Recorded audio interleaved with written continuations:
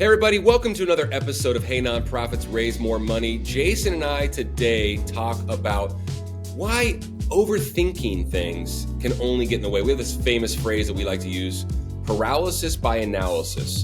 And when anything like any change or uncertainty comes, it's obviously a great time to pick up the phone and talk to your stakeholders, your top donors, your top supporters, and get everybody on the same page. But overthinking things and riding opinions a little too hard can only get in the way of you making good decisions for your organization and for the betterment of your mission. So we like this episode. We like this topic. Hope you all enjoy it. Also, do us a favor.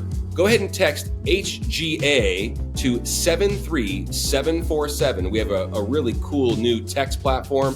Text HGA to 73747. And we're not going to inundate you with any information or spammy or stuff or anything like that, but it'll keep you up to date with all the best webinars, podcasts, really great resources and content that will help you raise more money. So do us that favor and, of course, enjoy the episode. Thanks so much for tuning in once again. I love the phrase that we like to use, paralysis by analysis. Mm-hmm. Because you just spend so much time over analyzing things and it leads to inaction. And it can be applied to so many parts of your life where things can just be way more simple, right? It allows us to be more efficient. It allows us to make better decisions. And we're talking about just stop overthinking things. And this came up last week when we were talking to a really close friend. Give us the example of what you're talking about. We're just like, hey, listen, we're taking these things seriously, but let's not overthink it. Get too many opinions, too many chefs in the kitchen, all these things. And it's something that we wanted to talk about on air. One of the things that happens when we're talking about overthinking stuff, and we start thinking about stuff that doesn't matter. And that's the biggest thing. It becomes a paralysis from analysis. And in my experience is everybody starts thinking about stuff that really doesn't have anything to do with what we're doing. At the end of the day, we're trying to raise some money. And that's where everybody starts overthinking everything. Here's a great example. And this is something that's coming up a lot right now. The first thing, and I've been doing this for a long time, and typically with every nonprofit I've ever been associated with, as soon as something happens and they lose funding with something, the first thing out of the deal is we got to go cut some expenses. We're going to lay some people off. We're going to do this, stop this program, stop this thing. I think you should run a tight ship, especially if you're in the nonprofit business. I think you should run to be very efficient as you possibly can, just like in the for-profit world. Mm-hmm. And I think that's where people miss out. They think, well, you're in the for-profit world. We run pretty tight. I mean, we got to make sure that we take care of business. And so in the for-profit world, you do the same thing. But, the first reaction that we come up with is, we look at maybe, how can we be more efficient, trim some expenses? Is this something we can do long-term, short-term? But then we go, well, how are we going to replace it? How are we going to replace that revenue? You lose a grant that's a $100,000 grant that you had an employee, and all of a sudden you're going, well, okay, number one, first of all, do we really need that grant? Is this something that we took it because it was there and, we thought this, or is it something that that's a service, that person really did a service that we really want to continue doing? Well, if it is, then you got to think about how we're going to go replace it. Yeah. And most of the times you can get that done, and you should try to get that done. I have worked with a lot of nonprofits over the years where they have a grant that they were getting 3, 4, 5 years in a row. And all of a sudden the grant went away and they go, well, I guess we just got to whack the program. Well, if the program was really valuable, if the service was really good, then why don't you just go get more funding for it? Why don't you go raise more money instead of saying, what do you do in that case, Jay? I understand exactly where you're coming from. When you say, we lost a grant, let's raise more money. You call an emergency board meeting, all hands on deck. Like, what's the first thing you do? I was on the board of an organization. We lost $500,000 in funding from the state. It was a big deal. Okay. Mm-hmm. Not going to function without it. It's $1 million organization. This was half our revenue. About, 25% of the revenue in providing services. And then 25% was done in fundraising. And I remember we had an interim executive director, and he goes, well, the first thing we're going to do is we're going to go get all the stakeholders together and talk to them. Yep. Smart. So we went to the main agencies that we provided services for. We went to some of the state organizations that we provided services for that this funding was going to affect. And then we picked up the phone and we called all the major donors that we had. And we really got everybody on the same page to say, without this funding, we cannot continue this operation. What are we going to do? And ultimately what we did is we went back to the state, got an alternative funding source through the state, and got it back, which wouldn't have happened if we hadn't gone through that process that we did. And the biggest thing is we didn't overthink it, and we took action. Taking a quick second to let you know, this episode of Hey Nonprofits Raise More Money is brought to you by your good friends at HGA Fundraising. Go to hgafundraising.com to view the most profitable auction items in fundraising, the perfect addition for your next live auction, silent auction, raffles, online auction, all the above.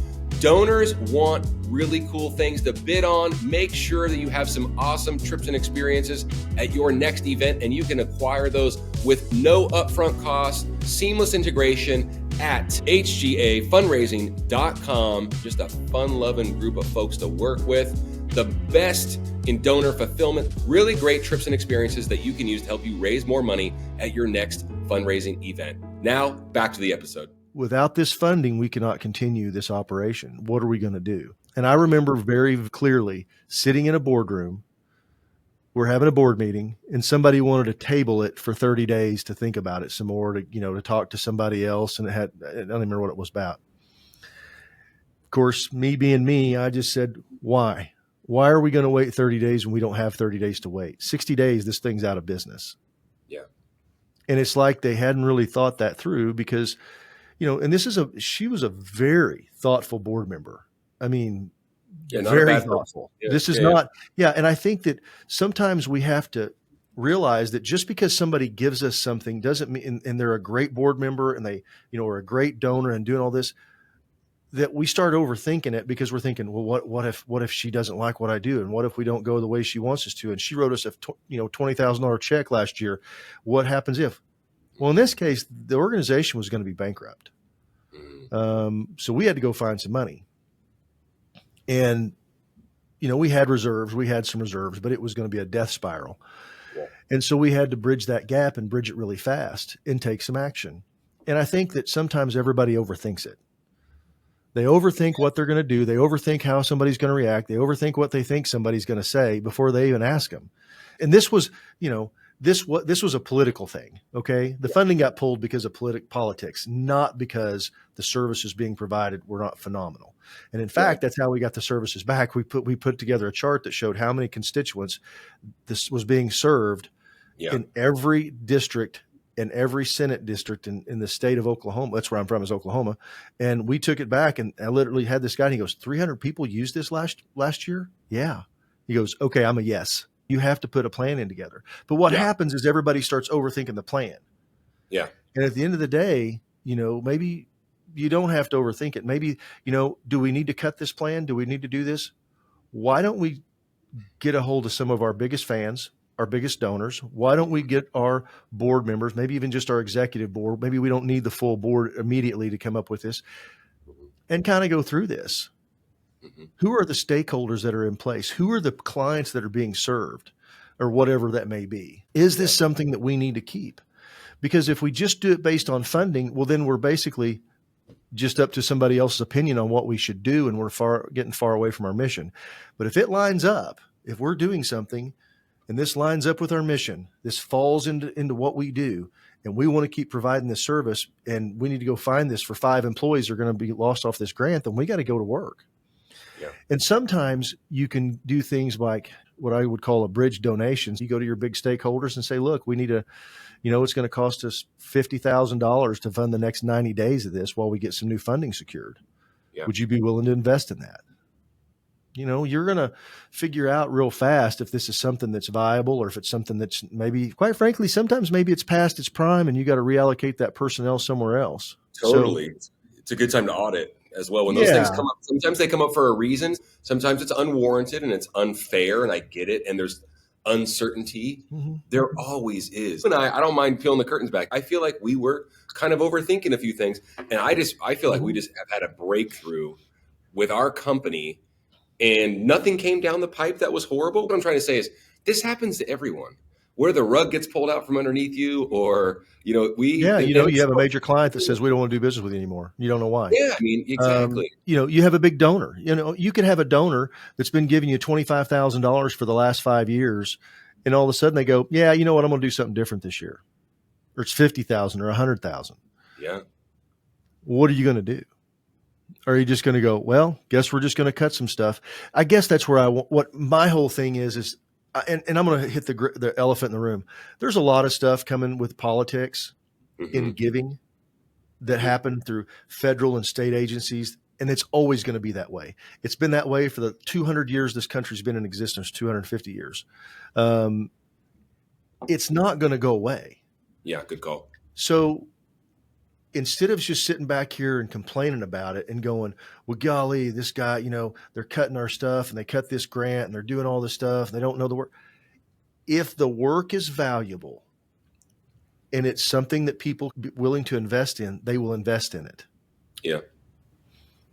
And I think you should automatically, if you get a grant or if you go get some money, and you should be doing evaluation with it the entire time and saying, what happens if this goes away? What is plan B? We think about that all the time. Good call. We bust our tails to make sure that all of our clients are taken care of. Whether it's a small nonprofit that buys one item a year or these national nonprofits that buy, 300-400 trips a year. We bust our tail on both sides of that. But we're also realists. We know that any given day, somebody could come in and go, yeah, we just don't want to do that anymore. And it could happen for a reason, not reason, just whatever, because that's just the way it is. So we're always thinking about that kind of stuff. And as nonprofit, fundraising professionals, we really should always keep our mind on that. What's our plan B? I did a survey one time. This has been probably 5-6 years ago. And I said, what would you do if you received $100,000? An unexpected $100,000. 70% said they would hire someone. Interesting. And I was like, so you're going to hire them for a year? What are you going to do after that? What if you don't get that $100,000 again? Is that really common in the spaces where, I don't know. That's just what the survey said, that 70% said that. Yeah. Because I said, do you have a plan? Do you have a plan? If you were to receive an additional $100,000 in this budget year, do you have a plan for it? They had a plan. If we receive any additional funds, this much is going to go into our rainy day fund and this is going to go over here. Okay. But it was surprising when it says, yes, we do. We're going to hire somebody. And I was like, oh man, that's frightening, because if it's a one-time shot, it's not going to work very well. Yeah. You're putting a lot of, if it doesn't work out, that's devastating, right? Yeah. Well, I just, I think that sometimes our first reaction is not the right reaction. And maybe it's a combination of both. Maybe, you say, okay, I've lost a grant. This person was funded by that. We've got to pull back because I don't have the money to make payroll because this grant's going to go away. Pick up the phone, maybe call some donors and get yourself some time. Say, look, this is a really big program. Here's the impact. This is what it does. This is how this is able to help the world be a better place. And, you're going to find investors for that. People are going to want to be that, especially if you pick up the phone and call your biggest fans, people that have been helping you already. They got plenty of money. I will also say this as a, not a cautionary tale, but just as a reminder that if you're not already actively engaged and on the phone with these folks and it feels like the house is burning and then you call and ask for help, it's not going to, it's not that it's not going to get received very well, but dig your well before you're thirsty. Yeah, dig your well before you're thirsty thing, having that planned gratitude, talking to these folks. Yeah. Not just don't call them whenever it always comes back to the same stuff, relationship. Yeah. Good call. Hey, a lot of folks are facing uncertainty. I get it. That's never going to change. I love that you mentioned that. If y'all want to spend some time with Jay, it doesn't matter what you're facing. Obviously, you can tell his take on things is going to be very, very impactful. Reach out to Jason. Just go to our website and you can click on the free coaching button, just hgafundraising.com. Click on the resources tab and free coaching is right there. Sign up for an hour with Jay. Talk it through. You just want someone on your team, on your side that you can just riff with Jay, most prolific mind in fundraising. Email him at jason@hgafundraising.com. I'm just putting your business in the street, man. Hey, here's something you can do. Do this real quick. I'm gonna just do this. This is something kind of new we've got. Text coach, COACH, coach to 73747. Coach to 73747, and it'll pop a link up and you can just go right there and book the coaching session. Oh, that's easy. Whoa. Yeah, that's too what we're darn easy. about. We're about making it easy. That's awesome. No, it's good. Yeah, we see folks. We do it too, man. Like I said, we're not impervious to this stuff either. But I call it Well, no one paralysis by is. analysis. Just I'm don't telling you overthink. right now, I don't care if it's a $1 trillion company. They're thinking about the same stuff all the time, and so should from the biggest to the Having a littlest plan. nonprofit. Yeah, having a plan. How am I going to replace that? How am I going to if we lose this grant? How are we going to replace it? And having a plan and thinking about it. Now I know everybody goes, well, I don't have time to think about tomorrow, much less what I'm doing this week. But necessity is the mother of an invention, and sometimes when the necessity hits, you've got to start thinking about it. Yeah, no question. Oh, I love that one. Yeah, it's good. It's good stuff. Hope everybody got something out of that. And thanks for letting us riff and share it with someone in your network if you got any value out of this. And make sure that you, show us some love on LinkedIn. We got a really cool, we got a new YouTube channel for Hey Nonprofits. So check that out and subscribe. Leave us a comment. Show us some love. Share it with someone in your network. We'd appreciate it. Thanks so much, brother. Appreciate you. Yep. You too, brother.